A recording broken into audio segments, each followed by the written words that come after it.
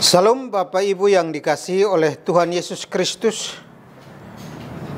Pada pagi hari ini kita akan memulai ibadah kita. Namun sebelum itu saya mengundang kita untuk menghadap Tuhan di dalam doa. Kita berdoa. Terima kasih Tuhan Yesus atas kebaikan kemurahan-Mu dan pemeliharaanmu kepada kami sampai saat ini. Saat ini kami boleh datang untuk beribadah kepadamu. Biarlah Engkau sendiri urapi kami dengan urapan surgawi, sehingga hati kami boleh fokus untuk memuji dan menyembah Engkau. Bahkan kebenaran yang akan disampaikan Tuhan boleh menguatkan kami, boleh menegur kami, boleh mendidik kami, sehingga dalam pengiringan bersama dengan Engkau, kami hidup sesuai dengan apa yang Engkau mau, dan lewat itu Engkau dimuliakan. Hamba yang terbatas ini Tuhan, biarlah Engkau pakai dengan kuasa-Mu, sehingga apa yang hamba sampaikan boleh menguatkan umat-Mu, bahkan menguatkan diri hamba sendiri, dan lewat itu Engkau dimuliakan.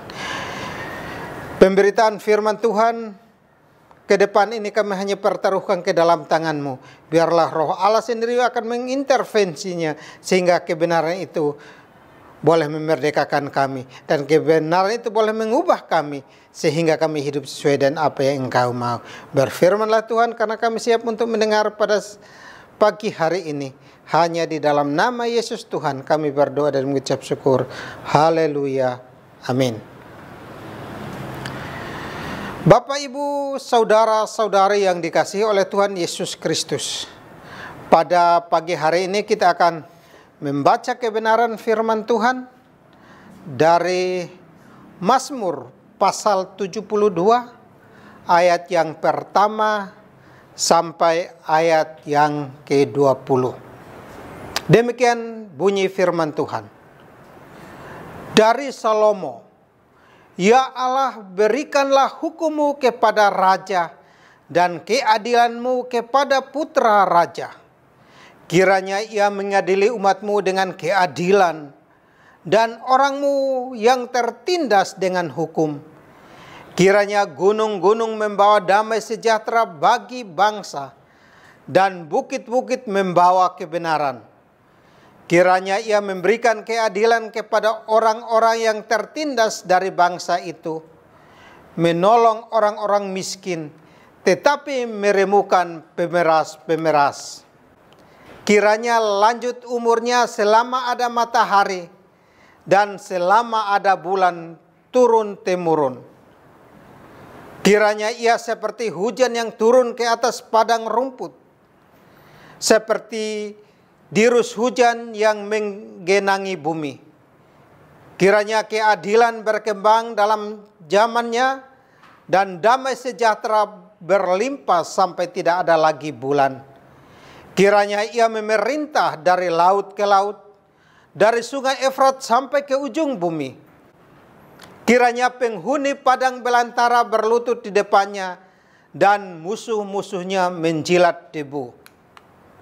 Kiranya raja-raja dari Tarsis dan pulau-pulau membawa persembahan-persembahan. Kiranya raja-raja dari Seba dan Seba menyampaikan upeti. Kiranya semua raja sujud menyembah kepadanya, dan segala bangsa menjadi hambanya. Sebab ia melepaskan orang miskin yang berteriak minta tolong, orang yang tertindas dan orang yang tidak punya penolong. Ia akan sayang kepada orang lemah dan orang miskin. Ia akan menyelamatkan nyawa orang miskin. Ia akan menebus nyawa mereka dari penindasan, dan kekerasan darah mereka mahal di matanya. Hiduplah ia, kiranya dipersembahkan kepadanya emas Seba. Kiranya ia didoakan senantiasa dan diberkati sepanjang hari.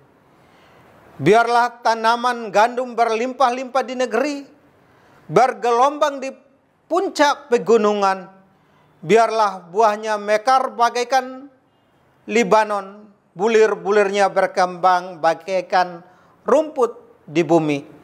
Biarlah namanya tetap selama-lamanya, kiranya namanya semakin dikenal selama ada matahari. Kiranya segala bangsa saling memberkati dengan namanya, dan menyebut Dia berbahagia. Terpujilah Tuhan Allah Israel yang melakukan perbuatan ajaib seorang diri. Dan terpujilah kiranya namanya yang mulia selama-lamanya. Dan kiranya kemuliaannya memenuhi seluruh bumi. Amin ya amin.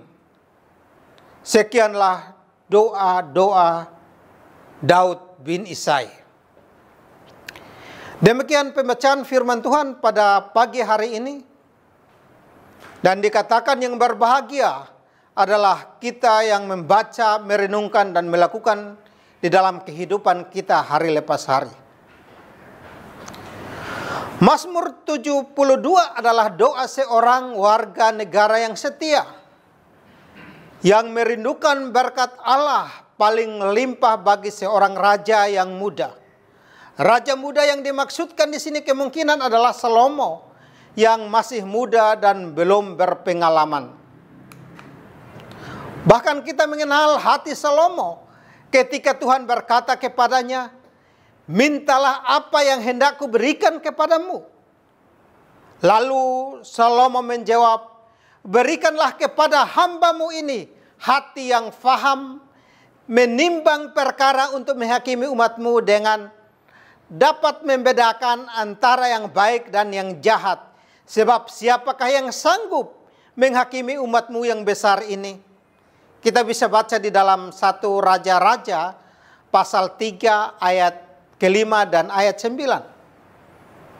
Sebagai seorang pemimpin tidak meminta umur panjang atau kekayaan atau nyawa musuh, melainkan ia meminta pengertian untuk memutuskan hukum.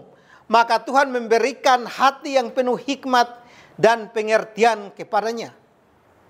Semua harapan ini semua disandarkan kepada raja yang adalah wakil Allah. Jadi setiap pemerintah yang ada di muka bumi ini merupakan wakil Allah. Gambaran tersebut diilhamkan oleh pemerintahan atau penobatan Salomo, tetapi dalam sejarah ini mungkin telah digunakan untuk lebih dari satu raja. Sepanjang Mazmur ini terdapat gambaran mengenai seorang raja yang ideal. Dengan demikian Mazmur 72 ini memiliki makna mesianis. Oleh karena itu pada pagi hari ini saya akan mengajak Bapak Ibu saudara-saudari sekalian untuk kita dapat mempelajari beberapa hal yang terkandung di dalam Mazmur 72 ini. Di mana ayat pertama sampai ayat yang ke-7 adalah doa memohon keadilan dan kebenaran. Di mana di situ dikatakan, "Ya Allah, berikanlah hukum-Mu kepada raja." Doa ini langsung diawali dengan permintaan akan sifat adil dan benar. Yaitu dua sifat yang paling penting bagi seorang raja atau bagi seorang pemimpin dalam melaksanakan tugasnya.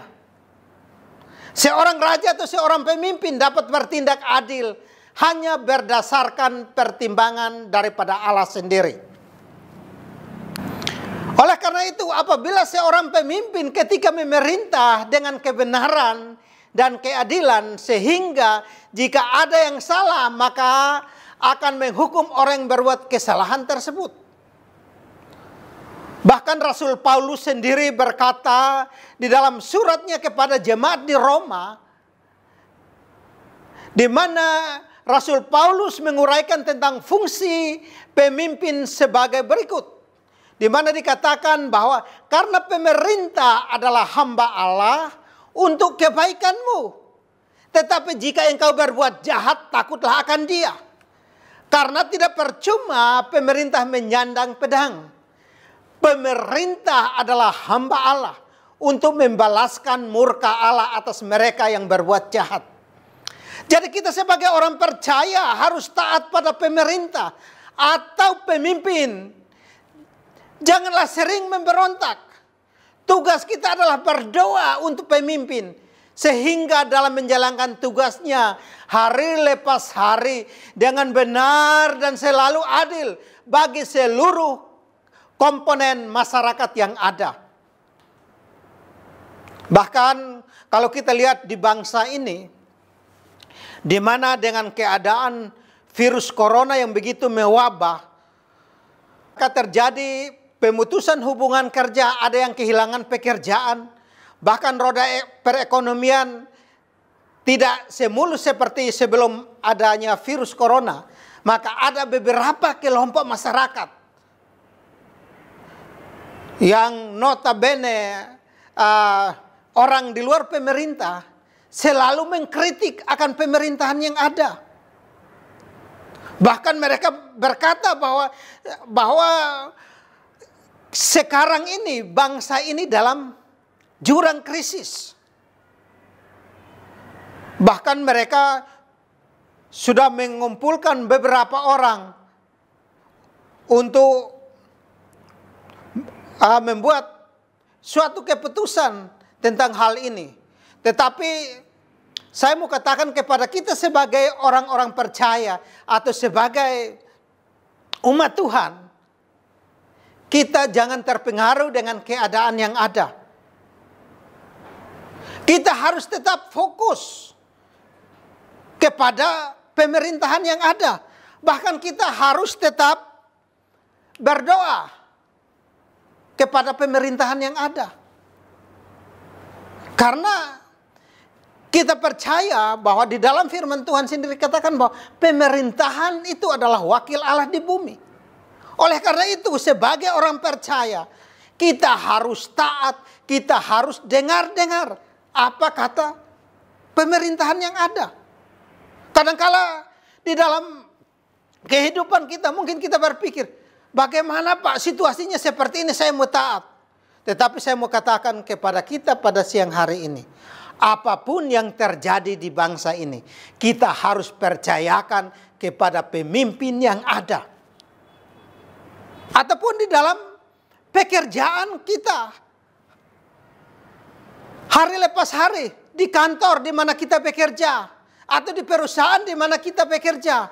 Mungkin kadangkala kita berpikir bahwa bos ini bertindak sewenang-wenang. Tetapi saya mau katakan kepada kita pada siang hari ini, apapun yang kamu alami, bos di perusahaanmu atau bos di kantor itu, di kantormu itu adalah pemimpin. Oleh karena itu kamu harus taat, kamu harus dengar-dengar apa kata pemimpinmu atau apa kata bosmu di tempat pekerjaan.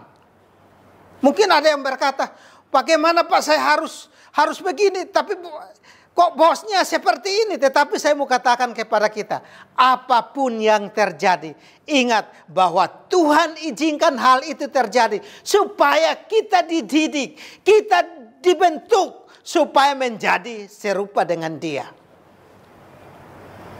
Oleh karena itu, kita harus tetap berpegang teguh pada kebenaran firman Tuhan. Kita harus berdoa, memohon keadilan dan kebenaran, sehingga keadilan itu boleh nampak, kebenaran itu boleh nampak, dan lewat itu nama Tuhan dimuliakan. Hal yang kedua yang harus kita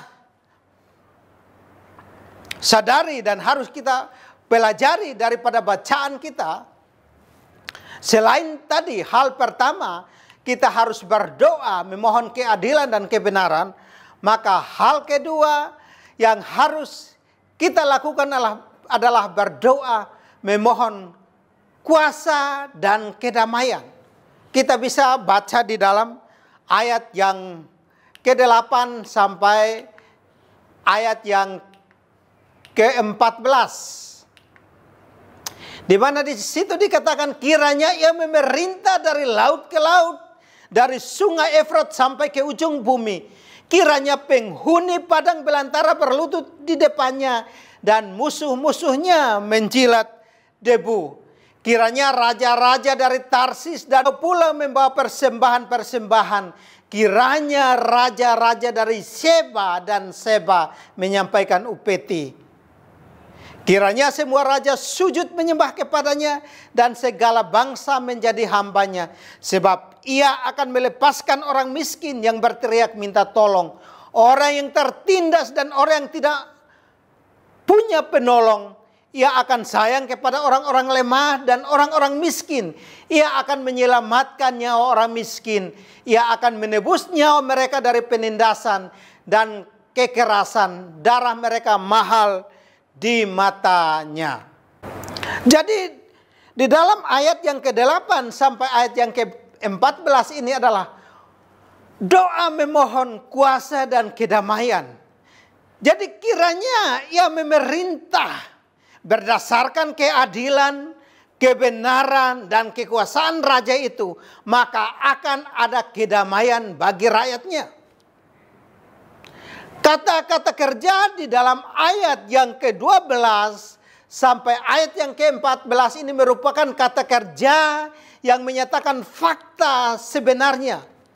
Di mana ada kata dia disayang, dia menyelamatkan, dia menebus, dan menandai penghormatan orang banyak yang timbul karena karakter yang ideal.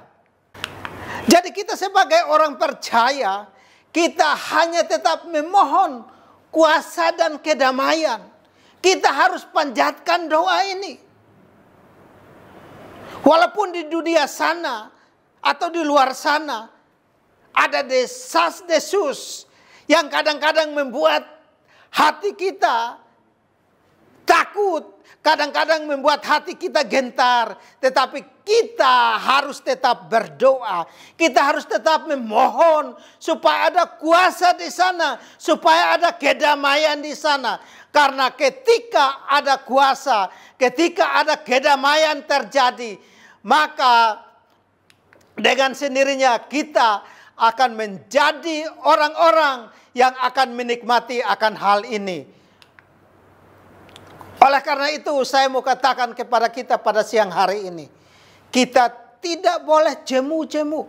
Kita tidak boleh putus asa dalam hal melakukan doa. Jangan sampai kita hanya berpuas diri. Udahlah nggak usah berdoa. Tetapi kita harus berdoa untuk pemimpin yang ada.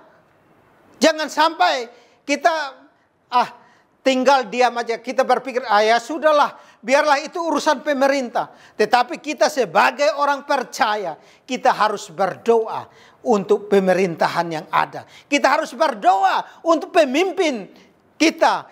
Entah itu di dunia kerja ataupun di mana kita berkarya. Karena lewat doa-doa kita, maka segala sesuatu yang tidak mungkin akan menjadi mungkin. Segala sesuatu yang kita tidak pikirkan, itu akan Tuhan nyatakan. Dan lewat itu, nama Tuhan yang akan dimuliakan. Bahkan kita sebagai orang yang giat-giat di dalam doa itu pun, kita akan menikmati apa yang terjadi di sana. Jadi sebagaimana saya katakan tadi, bahwa hal pertama adalah memohon keadilan dan kebenaran. Maka hal yang kedua, yaitu kita harus memohon kuasa dan kedamaian. Maka hal yang ketiga yang tidak kalah penting adalah kita memohon kemasyuran dan berkat. Kita bisa baca di dalam ayat yang ke-15 sampai ayat yang ke-17. Di situ dikatakan, hiduplah ia, kiranya dipersembahkan kepadanya emas Syeba. Kiranya ia didoakan senantiasa dan diberkati sepanjang hari. Biarlah tanaman ganu berlimpah-limpah di negeri bergelombang di puncak pegunungan. Biarlah buahnya mekar bagaikan Libanon. Bulir-bulirnya berkembang bagaikan rumput di bumi. Biarlah namanya tetap selama-lamanya. Kiranya namanya semakin dikenal selama ada matahari. Kiranya segala bangsa saling memberkati dengan namanya dan menyebut dia berbahagia. Jadi ini adalah doa yang disampaikan oleh pemazmur, di mana yang memohon kemaksuran dan berkat. Bahkan hal ini pun terjadi sebagaimana yang tadi kita baca, bahwa pemazmur menikmati kemaksuran bahkan berkat dari segala bangsa datang kepadanya. Oleh karena itu, sebagai orang percaya, saya mau katakan kepada kita pada siang hari ini, kita harus tetap berdoa, kita harus memohon, biarlah berkat Allah itu tercurah di tengah bangsa ini. Karena lewat itu maka kita yang akan menikmati berkat-berkat itu. Oleh karena itu saya mau katakan kepada kita, jangan jemu-jemu, jangan putus asa di dalam hal berdoa. Berdoa untuk pemimpinmu supaya ada keadilan di sana, supaya terjadi kemaksuran, bahkan berkat terjadi di sana, supaya ada kuasa dan kedamaian terjadi di sana. Maka lewat itu kita akan menjadi umat-umat yang hadir di bangsa ini, akan menikmatinya. Oleh karena itu saya mau katakan kepada kita pada siang hari ini, janganlah putus-putus berdoa untuk pemimpinmu. Jangan segan untuk berdoa bagi pemerintahan di bangsa ini. Mulai dari pemerintahan yang paling tinggi sampai yang terendah sekalipun. Dan juga kita berdoa untuk aparat keamanan. Kita berdoa juga untuk aparat penegak hukum. Sehingga ketika mereka melakukan tugasnya itu, hukum itu jangan hanya tajam ke bawah tetapi tumpul ke atas. Tetapi hukum itu harus tetap tajam ke bawah dan juga tetap ke atas tajam. Jadi bukan hukum itu hanya berlaku untuk orang-orang kecil, tetapi untuk mereka yang sebagai orang besar atau sebagai penguasa. Kalau mereka salah, hukum itu harus tetap ditegakkan. Dan lewat itu kita merasakan keadilan di bangsa ini. Dan lewat itu nama Tuhan dipuji dan dimuliakan. Dan yang terakhir kita baca di ayat 18 sampai ayat 20, di situ ada pujian bagi Allah, atau sebagai penutup dikatakan terpujilah Allah. Jadi ayat ini adalah sesuatu yang sangat penting, suatu pengagungan kepada Allah, bahwa ketika Allah hadir maka segala sesuatu itu akan beres. Oleh karena itu kita harus tetap mengandalkan Allah di dalam kehidupan kita hari lepas hari. Jangan sedetik pun kita menjauh daripada Tuhan. Tetapi kita harus tetap melekat. Kita harus tetap mengandalkan Dia. Karena lewat itu kita menjadi pribadi-pribadi yang keluar sebagai pemenang. Dan lewat itu nama Tuhan dimuliakan. Kiranya Tuhan memberkati kita pada siang hari ini. Haleluya. Amin.